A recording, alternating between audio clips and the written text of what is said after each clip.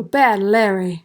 Happy Spider-Man Day! Bad Larry here, and today's episode reviews The Amazing Spider-Man, issue number 12, which was written by the GOAT, Stan Lee, and drawn by Steve Ditko, and was released in May of 1964.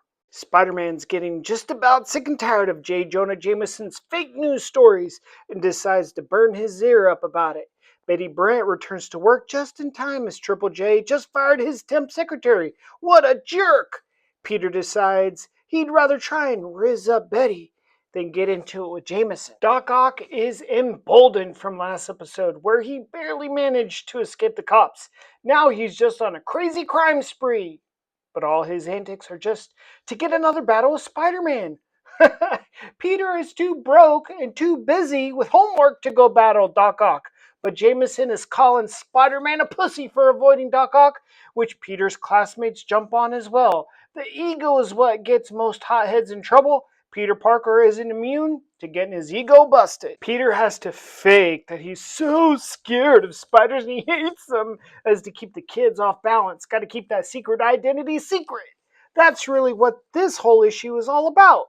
But boy, Peter's showing he is a regular human teenager, trying as hard as he can to keep his composure. Doc Ock knows Spider-Man has some connection to Betty Brant and confirms she works at the Daily Bugle. He's planning on using her as bait to draw out old Webhead. Both Peter and Doc Ock show up at the same time, calling on Betty Brant. What will Peter do? Peter has to stay calm, not fight Doc Ock, or lest reveal that he is Spider-Man. Doc Ock gives specific orders. Spider-Man better show up or the girl gets it. Peter better get to Coney Island, but he feeling a bit woozy. Uh-oh, Spider-Man is losing his powers. Jameson decides he can't trust puny Parker with such a huge scoop. He's going to go as well, even though Doc Ock specifically said no. I think it is interesting, Doc Ock being the most featured villain to Spider-Man. There's a duality here between Doc Ock and Spider-Man. Doc Ock has 8 limbs, a spider has 8 limbs. Both he and Parker are both geniuses. Both Doc Ock and Spider-Man are as cocky as hell. I think it's interesting Doc Ock had a German background. I guess it was easy to make villains German at the time. It maybe still is. Spider-Man is literally about to pass out. Not a good time to pick a fight with Doc Ock. Betty gets herself free, a momentary distraction allowing Spider-Man to pounce. Spider-Man gives Doc Ock his most powerful punch, but his strength is all gone. It's just puny Parker now. Doc Ock laughs off the punch like a joke. Now it's Doc Ock's turn. He is letting Spider-Man have it, and he's pissed. Doc Ock wanted a glorious battle. He must be thinking, this can't be the real Spider-Man. Spider-Man is cooked. The cops and Jameson show up just in time as Doc Ock takes off Spider-Man's mask. Parker has fooled everyone. Betty thinks Parker did it for her. No one believes puny Parker is Spider-Man, not even Doc Ock. Everyone has egg on their face. Jameson, the cops, Parker. Doc Ock takes off to find the real Spider-Man, tosses poor puny Parker to the side like a scrap of trash. Now everyone is concerned about Peter. Poor Peter impersonating Spider-Man. Foolish boy. Here's an interesting weakness reveal. Viruses do hurt Spider-Man. Well, clearly, but not for long. Next morning, our boy Spider-Man is back in business, and now his secret identity is really secure. But he'll have to endure some serious jibbing from his classmates for pretending to be Spider-Man. If they only knew. Peter Parker is back in business, running circles around old Aunt May. And here comes the jeers from his peers. Keep cool, old webhead. Except Liz, the most popular girl in school, kinda digs it. Doc is having a tantrum. His pride won't take this kind of abuse from the newspapers. Doc Ock has a rep to keep up. Dr. Octopus confirms that he does live in a basement.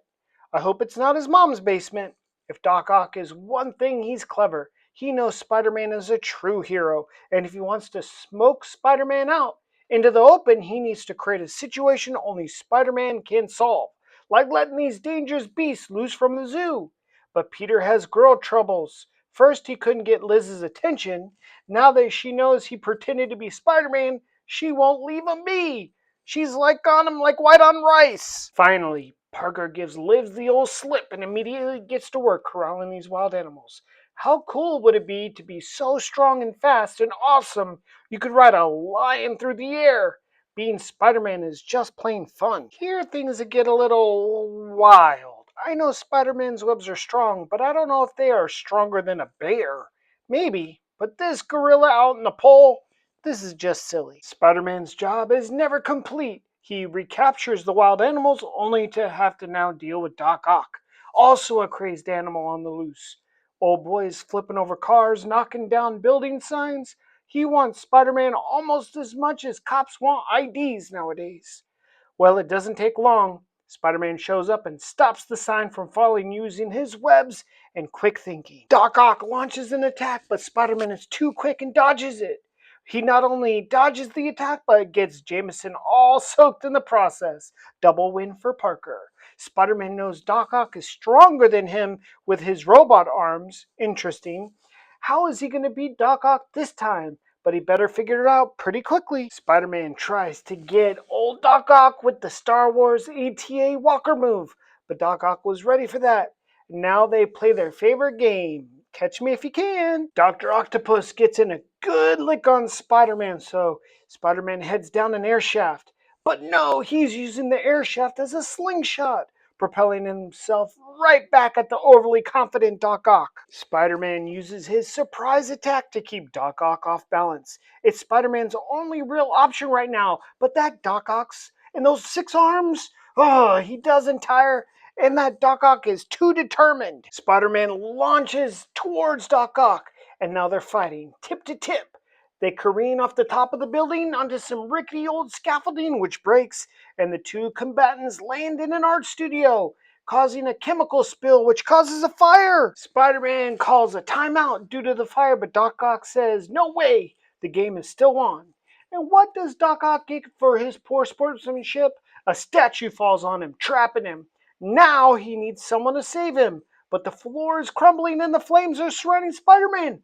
Parker better get out of there before he kills himself trying to save his number one enemy. But Spider-Man is well prepared with extra web fluid. He makes himself a shield and stepping discs and is able to escape out of a window. But what happened to Doc Ock? Spider-Man changes just in time, and like a moth to the flame, Liz attaches herself to his arm.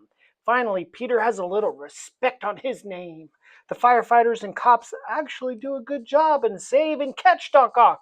But will they keep him locked up this time? Peter is a stand-up guy, refusing to go to the popular party with Liz. Instead, he has a date with his old gal Betty, and he got paid by Jameson for some sweet pics he got with his battle with Doc Ock. Happy endings this issue. Stay tuned for issue number 13, where we see the first appearance of Mysterio. Hit the like button, subscribe, and I'll see you real soon. Peace.